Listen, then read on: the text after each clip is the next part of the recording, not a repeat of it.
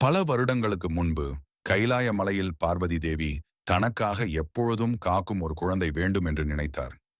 ஒரு நாள் சிவபெருமான் தியானத்திற்கு சென்றிருந்த போது பார்வதி அம்மன் தன் உடலிலிருந்து மஞ்சள் பூசி ஒரு சிறுவனை உருவாக்கினார். அவளது தெய்வீக சக்தியால் அவனுக்கு உயிர் கொடுத்தார்.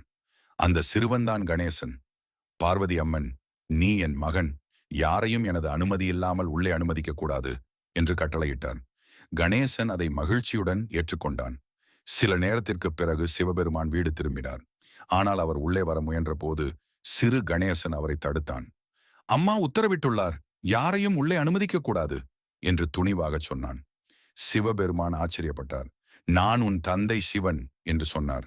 ஆனால் பார்வதி அம்மன் இதை பற்றி சொல்லாததால் கணேசன் மறுத்துவிட்டான். சிவனின் கணங்கள், படைகள் சிறுவனை அப்புறப்படுத்த முயன்றார்கள்.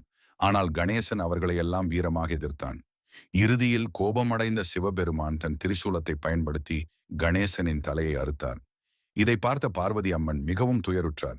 என் மகனை அழித்து விட்டீர், அவனை உயிர்ப்பிக்காவிட்டால் இந்த உலகையே அழித்து விடுவேன் என்று கோபமாக சொன்னார். அப்போது சிவபெருமான் தன் படைகளுக்கு, வடக்கு நோக்கி முதலில் கிடைக்கும் உயிரினத்தின் தலையை கொண்டு வாருங்கள் என்று கட்டளையிட்டார். அவர்கள் ஒரு வலிமையான யானையின் தலையை கொண்டு வந்தனர்.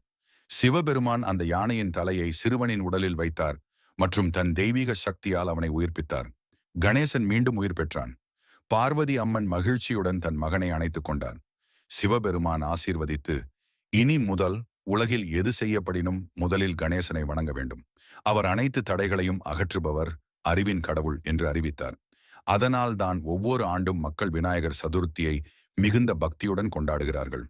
அழகான சிலைகள் அமைத்து, பாடல்கள் பாடி, மோதகம் சமர்ப்பித்து, செல்வமும் சந்தோஷமும் வேண்டி வழிபடுகிறார்கள்.